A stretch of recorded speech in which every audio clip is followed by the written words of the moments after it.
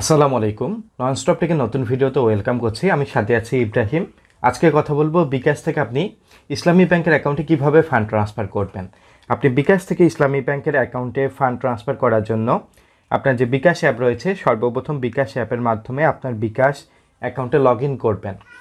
এরপর আপনি একটি মেনু দেখতে পাবেন বিকাশ টু ব্যাংক এই অপশনে ক্লিক করবেন। আপনার যেহেতু ইসলামী ব্যাংকে ফান্ডটি ট্রান্সফার হচ্ছে, সরাসরি ব্যাংকে ফান্ড ট্রান্সফার করার সুবিধাটি বর্তমানে নেই। আপনাকে ভিসা গেটওয়ে ব্যবহার করে ইসলামী ব্যাংকের অ্যাকাউন্টে ফান্ড ট্রান্সফার করতে হবে। আপনাকে যে ইসলামী ব্যাংকের এগেনস্টে যে ভিসা কার্ডটি দেওয়া হয়, আপনি বিকাশ থেকে ভিসা কার্ডে ট্রান্সফার হলে আপনার অ্যাকাউন্টে কিন্তু সাথে সাথে টাকাটি যুক্ত হবে। এরপর ভিসা ডেবিট কার্ড এই অপশনে ক্লিক করবেন। এই অপশনে ক্লিক করার পর আপনার কার্ডের মধ্যে যে 16 সংখ্যার কার্ড নাম্বারটি থাকে, এই নাম্বারটি বসিয়ে আপনি একটি নির্দেশনা দেখতে পাবেন। সর্বোচ্চ 3 কার্যদিবস সময় লাগবে, সর্বনিম্ন 30 মিনিট সময় লাগতে পারে। এক্ষেত্রে ভিসা গেটওয়ে যেহেতু ইসলামী ব্যাংক ব্যবহার করে, টাকাটি কিন্তু সাথে সাথে যুক্ত হয়। এরপর এগিয়ে যান এই অপশনে ক্লিক করার পর আপনাকে টাকার পরিমাণ বসাতে হবে। সর্বনিম্ন 50 টাকা ট্রান্সফার করতে পারবেন, লিমিট অনুসারে সর্বোচ্চ ট্রান্সফারটি করতে পারবেন। আপনার যেহেতু বিকাশ থেকে ভিসা কার্ডে ট্রান্সফার হচ্ছে, আপনাকে 1012 টাকা চার্জ দিতে হবে।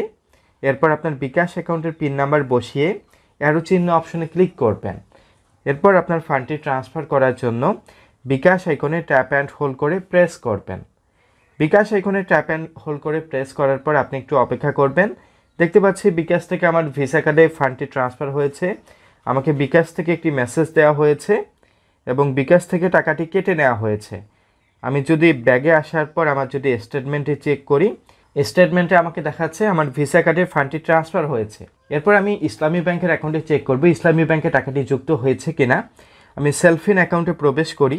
সেলফিন অ্যাকাউন্টে প্রবেশ করার পর ব্যাংক অ্যাকাউন্টে প্রবেশ করি। এরপর ব্যাংক অ্যাকাউন্টে ক্লিক করার পর দেখতে পাচ্ছি ব্যাংকে ব্যালেন্সটি দেখাচ্ছে। ব্যাগে আসার পর আমি যদি স্টেটমেন্ট অপশনে ক্লিক করি, এরপর ব্যাংক অপশনটি সিলেক্ট করে সেলফিন অ্যাকাউন্টের পিন নাম্বার বসিয়ে আমি নেক্সট অপশনে ক্লিক করার পর দেখতে পাচ্ছি আমার ভিসা কার্ডে কিন্তু বিকাশ থেকে টাকাটি যুক্ত হয়েছে। এভাবে আপনি বিকাশ থেকে ভিসা গেটওয়ে ব্যবহার করে আপনি কিন্তু ফান্ডটি ট্রান্সফার করতে পারবেন। আশা করি বিকাশ থেকে ইসলামী ব্যাংকে যে ফান্ড ট্রান্সফার করার সুবিধা, ভিসা গেটওয়ের এই সুবিধাটি ভালো লাগবে।